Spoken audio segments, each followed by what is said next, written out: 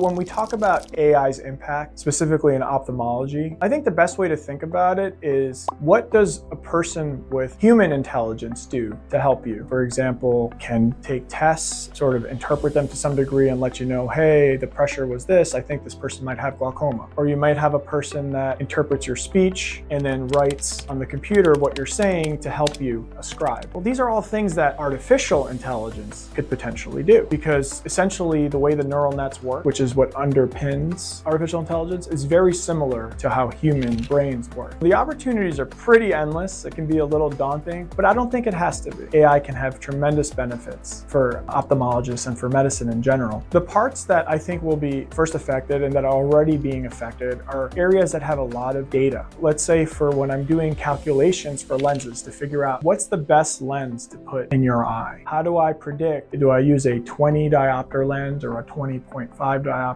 Do I correct your astigmatism by making a specific type of what we call an arcuate incision, or do I do it a different way with a special lens? These are all these questions that we use our human intelligence to try to figure out. But what if we have an assistant that can tell us their interpretation of it based on all the data that they've been fed? They've been fed the data prior to the person getting cataract surgery, and then they've been fed the result. You feed it, you feed it, you feed it, and eventually it gets smart. And now, as a doctor, I have my interpretation. I can look at what the AI is telling me, and it's just another piece of information that I can use to make better sense of the data and decide what to do next for you. This is a field that's going to change the way we diagnose. It's going to potentially help us even intraoperatively as we're doing surgery, help us look for things or help us modify some settings in our machines as we're doing the surgery. It really has a lot of vast implications, even as a way to reach out to patients for marketing, as a way to educate patients. We can have an assistant that can answer your questions if, let's say, the phone line isn't available at that time. And we can also have systems that help us communicate with you better, can help triage the really important messages, the really important concerns that you might have that has to be answered by a doctor right away. It can get to our hands because we have a smart assistant